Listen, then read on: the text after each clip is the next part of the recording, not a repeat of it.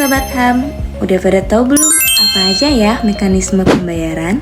Mekanisme pembayaran terbagi menjadi langsung atau LS, yaitu metode pembayaran yang dilakukan langsung dari kas negara kepada pihak yang berhak, pegawai atau penyedia jasa tanpa melalui bendahara pengeluaran. Selanjutnya, uang persediaan atau UP, yaitu uang muka kerja dalam jumlah tertentu yang diberikan kepada bendahara pengeluaran untuk membiayai kegiatan operasional sehari-hari termasuk perjalanan dinas. Selanjutnya, tambahan uang persediaan atau TUP, yaitu dana tambahan yang diberikan kepada bendahara pengeluaran di luar UP uang persediaan untuk kebutuhan mendesak dan tidak dapat ditunda. Para pihak yang terlibat dalam mekanisme pembayaran: pengguna anggaran, PA, atau kuasa pengguna anggaran, KPA, sebagai penanggung jawab anggaran secara keseluruhan.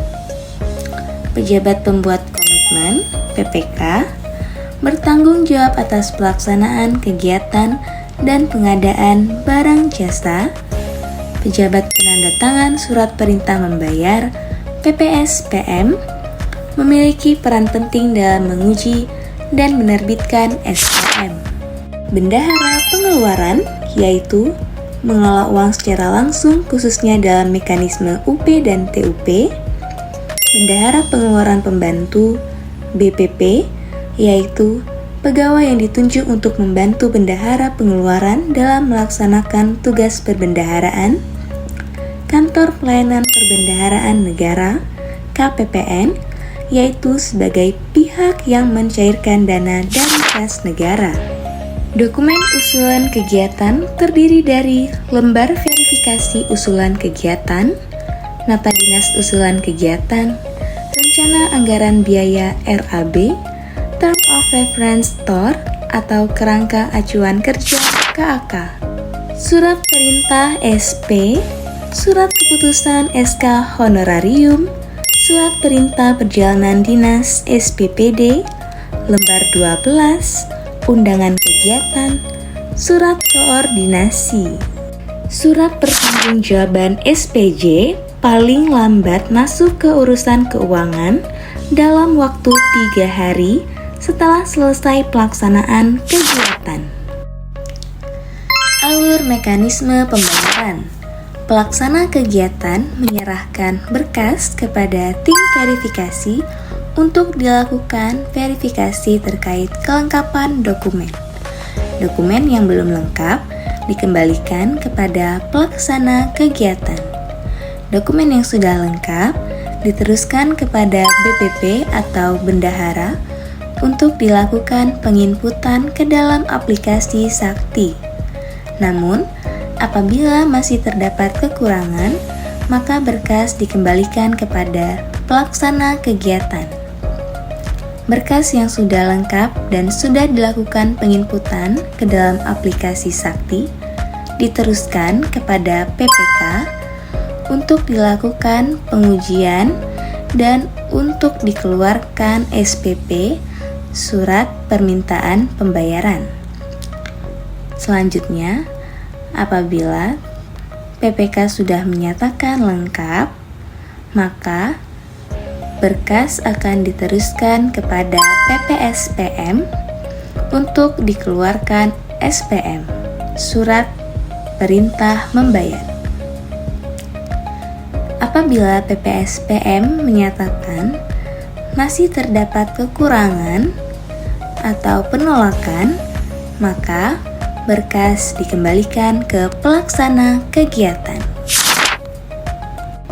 Alur mekanisme pembayaran LS. Yang pertama, perencanaan kegiatan. Tahap awal dimulai dari penyusunan rencana kegiatan oleh pelaksana kegiatan yang mencakup tujuan, output, jadwal, serta kebutuhan anggaran. Perencanaan ini menjadi dasar legal dan administratif untuk pelaksanaan kegiatan. Yang kedua, surat perintah dan SPPD. Setelah kegiatan disetujui, diterbitkan surat perintah sebagai dasar penugasan resmi, serta surat perintah perjalanan dinas (SPPD) apabila kegiatan berupa perjalanan dinas. Dokumen ini menjadi syarat utama dalam pengajuan pembayaran nantinya. Yang ketiga, pelaksanaan kegiatan. Pelaksana kegiatan melaksanakan kegiatan atau perjalanan dinas sesuai dengan surat perintah dan SPPD yang telah diterbitkan dengan tetap memperhatikan ketentuan yang berlaku seperti waktu, tempat, dan tujuan kegiatan. Yang keempat, pengumpulan bukti. Setelah kegiatan selesai, pelaksana kegiatan wajib mengumpulkan seluruh bukti pengeluaran seperti tiket, boarding pass, kwitansi, daftar hadir, laporan kegiatan, dan dokumen pendukung lainnya sebagai dasar pertanggungjawaban. Yang kelima, pengajuan SPP LS. Dokumen yang telah lengkap kemudian diajukan kepada pejabat pembuat komitmen (PPK) dalam bentuk surat permintaan pembayaran langsung SPP LS. SPP LS ini berisi rincian biaya yang akan dibayarkan langsung ke pihak yang berhak. Yang keenam, verifikasi PPK. PPK melakukan pemeriksaan terhadap kelengkapan dan kebenaran dokumen. Jika sudah sesuai, PPK memberikan persetujuan sebagai dasar untuk proses pembayaran selanjutnya dan melakukan penerbitan SPP, Surat Permintaan Pembayaran. Yang ketujuh, penerbitan SPM oleh PPSPM. Setelah disetujui PPK, dokumen diteruskan ke pejabat penanda tangan surat perintah membayar PPSPM untuk diterbitkan surat perintah membayar SPM sebagai perintah resmi pembayaran. Yang kedelapan, pencairan SP2D oleh KPPN. SPM yang telah diterbitkan diteruskan ke Kantor Pelayanan Perbendaharaan Negara KPPN. KPPN akan melakukan pengujian dan menerbitkan surat perintah pencairan dana SP2D jika semua persyaratan terpenuhi. Yang kesembilan, transfer dana. Berdasarkan SP2D, dana akan langsung ditransfer oleh KPPN ke rekening penerima pelaksana kegiatan atau pihak ketiga sesuai dengan mekanisme pembayaran LS. Yang ke-10, pertanggungjawaban.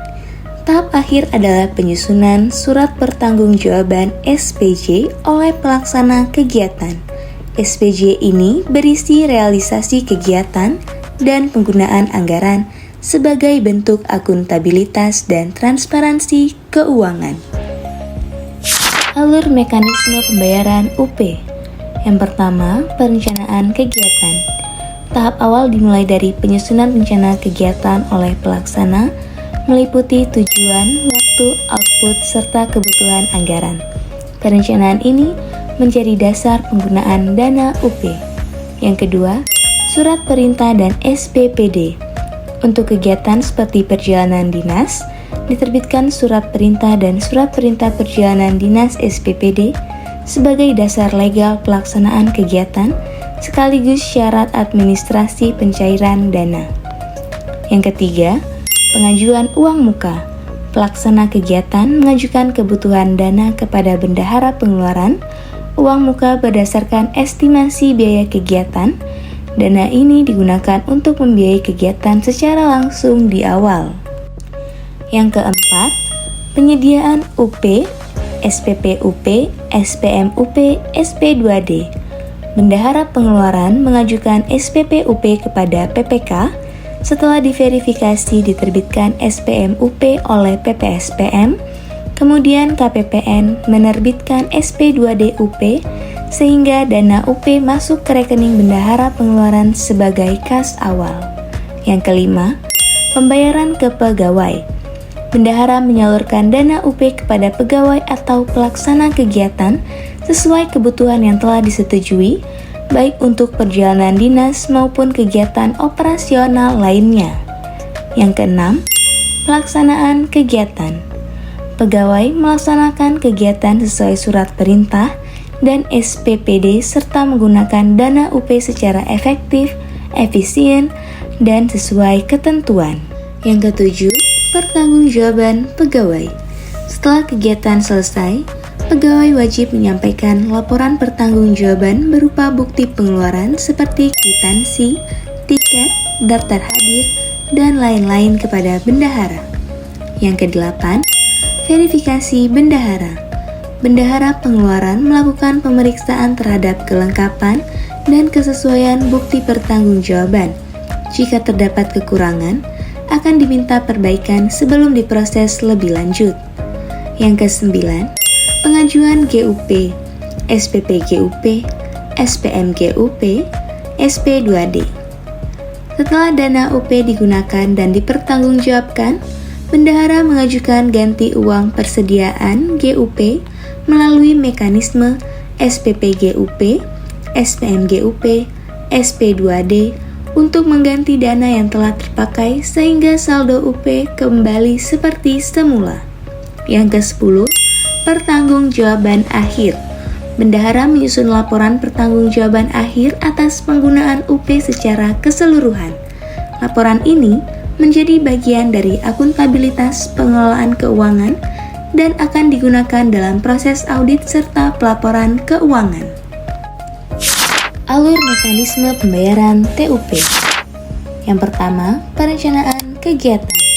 Pelaksana kegiatan menyusun rencana kegiatan yang memuat tujuan, jadwal, output, serta kebutuhan anggaran.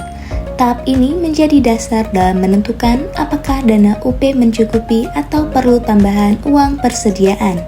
Yang kedua, identifikasi kebutuhan TUP.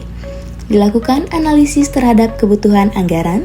Jika dana uang persediaan UP yang tersedia tidak mencukupi untuk membiayai kegiatan, maka diidentifikasi kebutuhan tambahan dana melalui mekanisme TUP.